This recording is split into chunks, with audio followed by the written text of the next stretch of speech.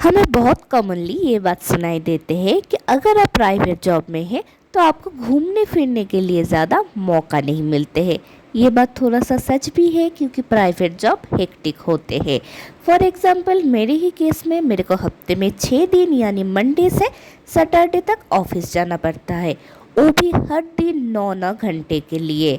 फिर भी मेरे को घूमना फिरना काफ़ी पसंद है, इसलिए मैंने छुट्टियों पर नहीं तो वीकेंड पर घूमने के लिए निकल ही जाती हूँ। इस बार मैं घूमने के लिए गई थी एमपी यानी मध्य प्रदेश की एक हिस्टोरिकल प्लेस ओरछा पर। एंड ये बुंदेलखंड का भी एक बहुत ही मेजर पार्ट है। तो चलिए आप लोगों के साथ शेयर करती हूँ कैसा था मेरा ये ओरछा का सफ़र। ओवरनाइट जर्नी करने के बाद मैं बहुत ही सुबह सुबह पहुँच गई थी झांसी। झांसी पहुंचने के बाद मैंने थोड़ा सा रेस्ट कर लिया एंड उसके बाद फ्रेशन अप होके एंड ब्रेकफास्ट करके मैं निकल गई थी झांसी घूमने के लिए।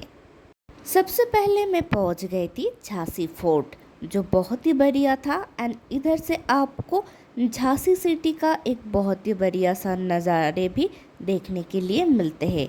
मैंने स्टेशन के पास यानी सिविल लाइन पे मेरा होटल बुक किया था एंड होटल से ऑटो में मेरे को झांसी फोर्ट पहुंचने में ओनली 20 रुपीज़ लगा था। झांसी फोर्ट घूमने के बाद मैं पहुंच गई थी रानी महल, जो झांसी फोर्ट से ओनली 1 किलोमीटर दूरियों पर है। झांसी फोर्ट से रानी महल जाने में मेरे को लगा था ओनली 10 रुपीज़। एंड रानी महल घूमने के बाद मैं पहुंच गई थी झांसी म्यूज़ियम। रानी महल से झांसी म्यूज़ियम पहुंचने के लिए भी मेरे को 10 रुपीज़ ही लगा था, क्योंकि ये रानी महल and Jhansi museum Jhansi fort से बहुत ही नज़दीक में है। लेकिन ये दोनों चीज़ झांसी फोर्ट से दो ऑपोजिट डायरेक्शन में है।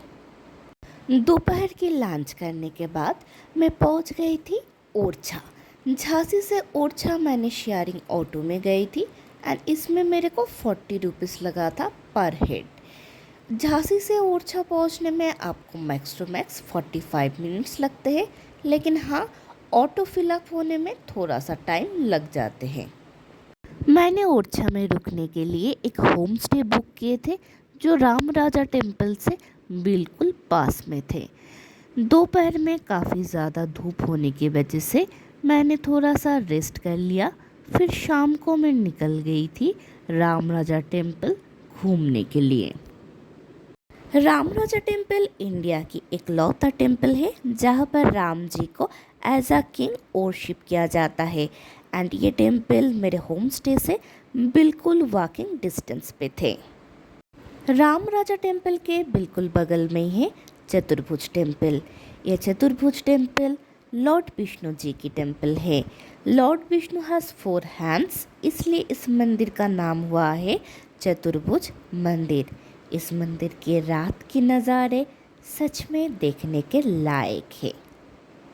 चतुर्भुज temple and Ram Raja temple के पास में एक छोटा सा म्यूज़ियम था जिसका नाम था राम राज्य, जहाँ पर प्रभु राम जी की लाइफ की बहुत सारे इवेंट एज अ मूर्तियों के तौर पर नहीं तो पिक्चर के तौर पर रिप्रेजेंट किया गया था।